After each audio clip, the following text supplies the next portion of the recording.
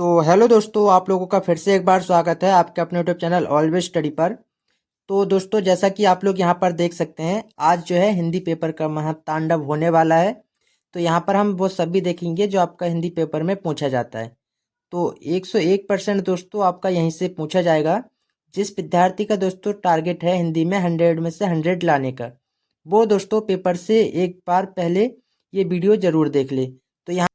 तो दोस्तों, आप लोग इस वीडियो को अंतिम समय में भी देख रहे हैं तो आपको पास होने से कोई नहीं रोक सकता। यहाँ पर आपने अभी तक दोस्तों जो कुछ भी पढ़ा है उसको सबको भूलकर एक पेन और कॉपी उठाइए और दोस्तों ये प्रश्न मैं आपको बता रहा हूँ, ये आप नोट कीजिए। और दोस्तों, आप लोग चाहते हैं कि इसका सॉल्यूशन मैं आपको जल्द ही बता दूं, तो उसके लिए दोस्तों इस वीडियो पर आपको 1K व्यूज़ कंप्लीट करने होंगे, जो कि दोस्तों आप बहुत आसानी से कर सकते हैं। तो यहाँ पर हम देखेंगे हिंदी पेपर आपका क्या होगा, 2 खंडों में विभाजित होगा। आपका खंड का और खंड खा, जिसमें आपका क्या होगा, 50 नंबर का खंड का से होगा और 50 नंबर का खंड खा से होगा। यहाँ पर दोस्तों आपको क्या है, जो खंड का है उसमें आपको क्या पूछे देंगे, देखिए गद्यांश और पद्यांश दिया है। यहाँ पर आप देखेंगे खंड खा में आपको क्या होगा, संस्कृत और हिंदी व्याकरण होगा। यहाँ पर आप खंड का देखिए, जिसमें आपका प्रश्न 1 दिया है कि प्रश्न 1 में आपको क्या पूछा जाता है, हिंदी गद्य साहित्य का इतिहास, जिसमें दोस्तों दिए गए पाठों पर आधारित विभिन्न कालों के युग प्रवर्तक एवं उनकी रचनाएं होती हैं। वो आपको सही ऑप्शन बताना होता है। बाकी आप यहाँ प्रश्न 2 देखिए, आपको क्या पूछा जाता है, हिंदी काव्य का साहित्य। अब दोस्तों इसका विकास जो होता है आपको बताना होता है। विभिन्न कालों के प्रमुख कवि और उनकी कृतियों पर आधारित प्रश्न होते हैं।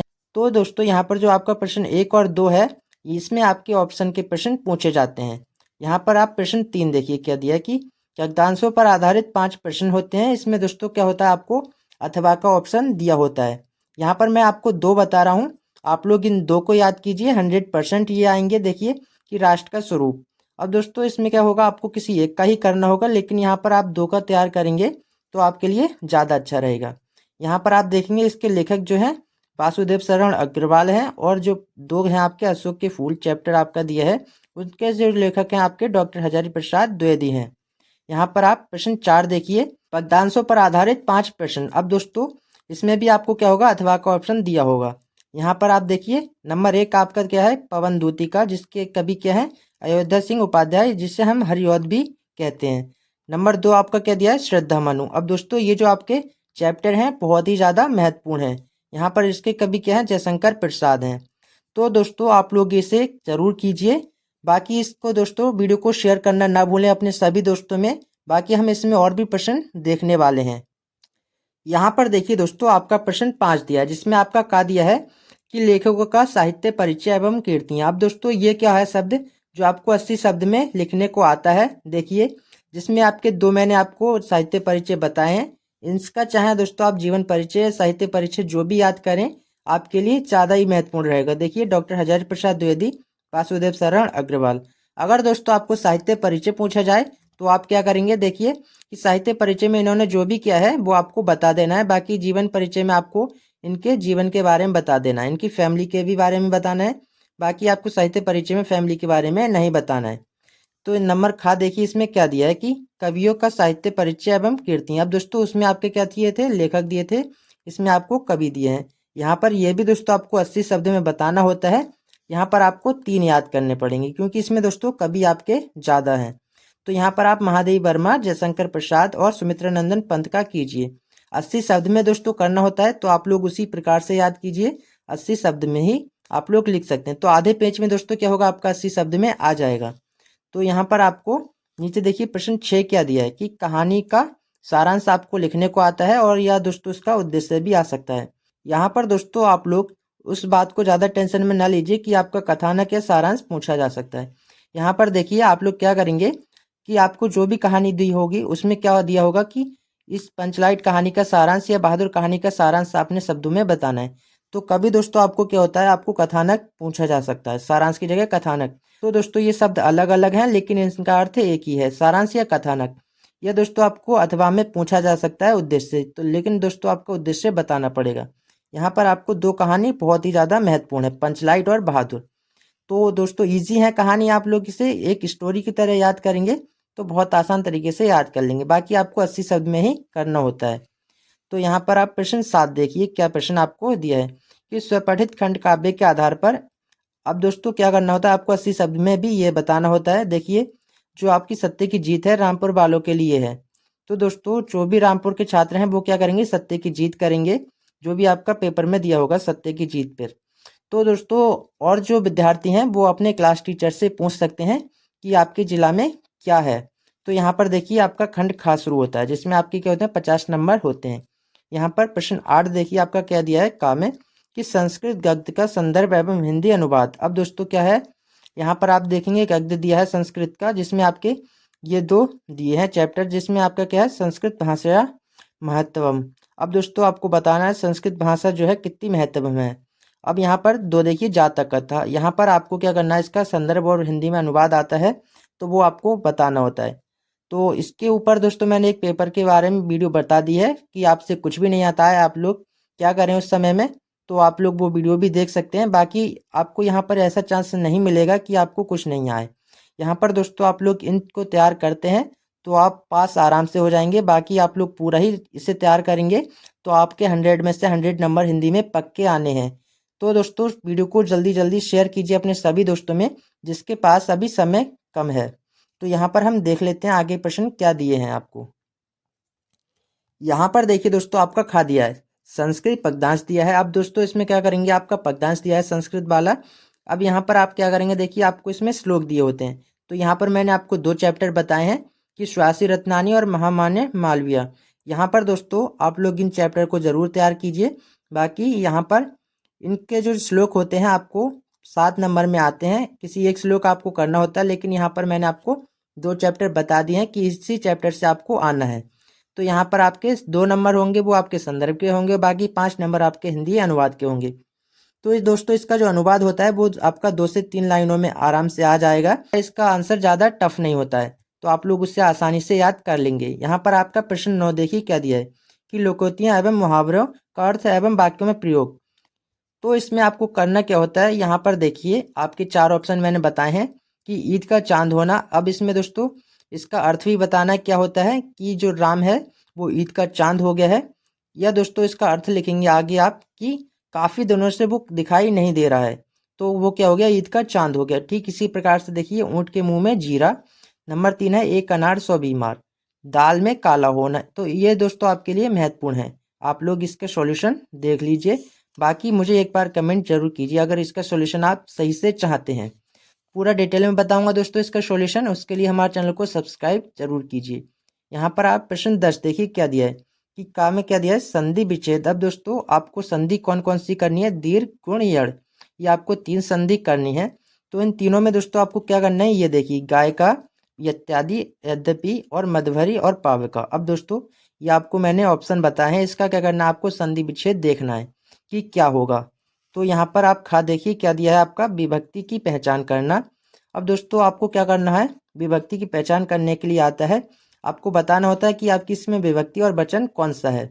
ये इस प्रकार का प्रश्न आपको 100% पूछा जाता है। देखिए आपको इसमें से क्या करना है, आत्मन्य और आदमनी, ये आपको 2 याद करनी है। तो देखिए नीचे आप प्रश्न 11 देखेंगे क्या दिया है कि शब्दों में सूक्ष्म अंतर या शब्द युग का सही चयन। अब दोस्तों आपको क्या करना है, 2 शब्द दिए होते हैं, इसका क्या करना है, आपको सही अर्थ चयन करना होता है। यहाँ पर दिया है देखिए एक जलद और जलज। अब दोस्तों इसका क्या मीनिंग होगा वो आपको सही ऑप्शन में बताना होगा। यहाँ पर देखिए बसन और व्यसन। नंबर 3 आपका दिया है अम्बुज और अम्बुद। यहाँ पर कुल और कुल, पुरुष और परुष, अभिराम और अभिराम, ये दोस्तों आपके लिए महत्वपूर्ण है।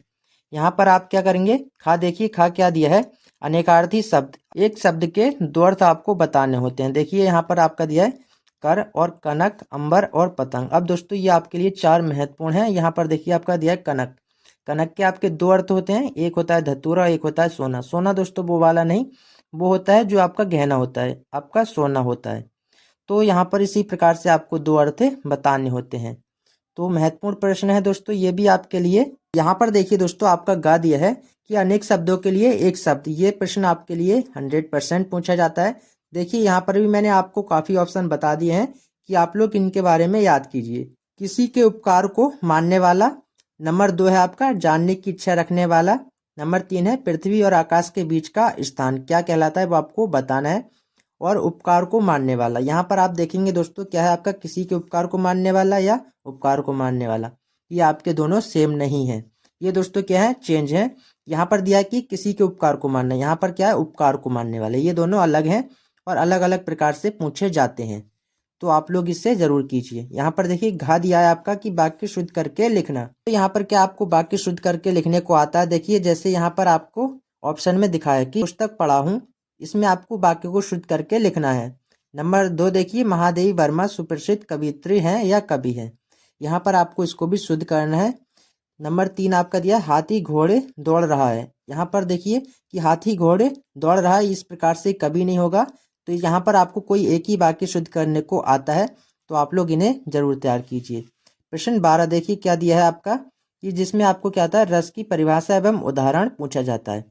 तो इसके ऊपर दोस्तों मैंने रस के ऊपर आपको डिटेल में वीडियो बना दी है, आप लोग उसे जाकर देख सकते हैं। बाकी दोस्तों आपको पूरे पेपर का इसी प्रकार से सॉल्यूशन चाहिए तो एक बार मुझे कमेंट में जरूर बताइए, बाकी इसका टारगेट जरूर कंप्लीट कीजिए। यहाँ पर आप देखेंगे कि आपके वीर रस, हास्य रस, शांत रस, ये आपके 3 बहुत ही ज़्यादा इम्पोर्टेंट हैं। यहाँ पर देखिए खा का आपका दिया है कि अलंकार, जिसमें आपको क्या होगा, लक्षण, परिभाषा एवं उदाहरण। यहाँ पर दोस्तों आप 2 शब्द देखेंगे, लक्षण और परिभाषा। यहाँ पर इन दोनों का अर्थ क्या होता है, सेम ही होता है। आपको बोला जाए कि अलंकार का लक्षण या परिभाषा आपको लिखनी है। अब दोस्तों इसमें क्या करना, आपको सिर्फ परिभाषा ही लिखनी होती है। देखिए आपके लिए 3 अलंकार महत्वपूर्ण है, अनुप्रास, श्लेष और रूपक। तो यहाँ पर ये जो है आपके लिए सबसे महत्वपूर्ण अलंकार हैं। देखिए आपका ग दिया है कि छंद, लक्षण एवं उदाहरण। देखिए आपका छंद का लक्षण भी बताना होता है और उदाहरण भी लिखना होता है। आपको 3 छंद मैंने यहाँ पर बताए हैं, चौपाई, दोहा, सोरठा। यहाँ पर दोस्तों आप लोगों ने दोहा और सोरठा तो पढ़ लिया होगा क्लास 11th में, तो वो आपको याद होगा। अगर याद नहीं है तो साथ ही दोस्तों आप लोगों ने क्लास 10th में पढ़ा होगा चौपाई छंद, आपको वो जरूर याद होगा। तो यहाँ पर ये तीनों ही आपके लिए क्या है, पढ़े हुए हैं। अगर आप लोगों ने याद नहीं किए हैं तो आप लोग वीडियो जाकर देख सकते हैं हमारी, इसमें मैंने आपको बहुत ही सिंपल सॉल्यूशन में इसका बताया है। यहाँ पर देखिए आपका प्रश्न 13 दिया है कि पत्र लेखन। अब दोस्तों यहाँ पर आपको 3 प्रकार से पूछा जाता है। आपका देखिए नंबर 1 क्या दिया है, आवेदन पत्र। किसी को दोस्तों आवेदन पत्र पूछा जाता है, इस प्रकार से भी आपको लिखने को आता है। नंबर 2 दिया है कि आपको किसी व्यवसाय करने के लिए आपको क्या करना है, पत्र लिखना है, जिसमें आपको क्या है, पैसे की ज़रूरत हो और वो पैसे आपको क्या करना है, बैंक से मांगने हैं। यहाँ पर आपको अलग प्रकार से ही पूछा जा सकता है कि कूड़ा करकट की सफाई हेतु या अपने गली मोहल्ले की सफाई के लिए आपको पत्र लिखना है। यहाँ पर देखिए आपका प्रश्न 14 क्या दिया है कि अपने शब्दों में निबंध लिखने को आता है, और दोस्तों ये आपको 100% ही पूछा जाता है। तो यहाँ पर देखिए किस प्रकार से पूछे जाते हैं वो देखेंगे आप, कि पर्यावरण प्रदूषण एवं निवारण, तो इसके बारे में भी आपको निबंध आता है। बाकी स्वास्थ्य शिक्षा, कि आपके लिए स्वास्थ्य के बारे में शिक्षा के इस प्रकार से प्रश्न पूछे जाते हैं। तो यहाँ पर विज्ञान के क्षेत्र में, तो विज्ञान के क्षेत्र में भी आपको निबंध आ सकता है। तो ये दोस्तों आप यहाँ पर 3 ऑप्शन देखेंगे, इस प्रकार से निबंध तो दोस्तों आप अपने शब्दों में बनाकर लिख ही देते हैं। बाकी इतनी कोई टेंशन की बात नहीं है, आप लोगों के लिए मैं दिन रात मेहनत कर रहा हूँ दोस्तों। तो आप लोगों को क्या करना है कि वीडियो को ज़्यादा से ज़्यादा शेयर करना है। हमारा जो भी टारगेट है उससे पूरा कीजिए, बाकी उससे बाहर निकलेंगे तो आपके लिए अच्छा ही रहेगा। तो दोस्तों वीडियो को शेयर कीजिए अपने सभी दोस्तों में, और नए हैं तो चैनल को सब्सक्राइब जरूर कीजिए। तो मिलते हैं आपसे ऐसी वीडियो के साथ, तब तक के लिए जय हिंद।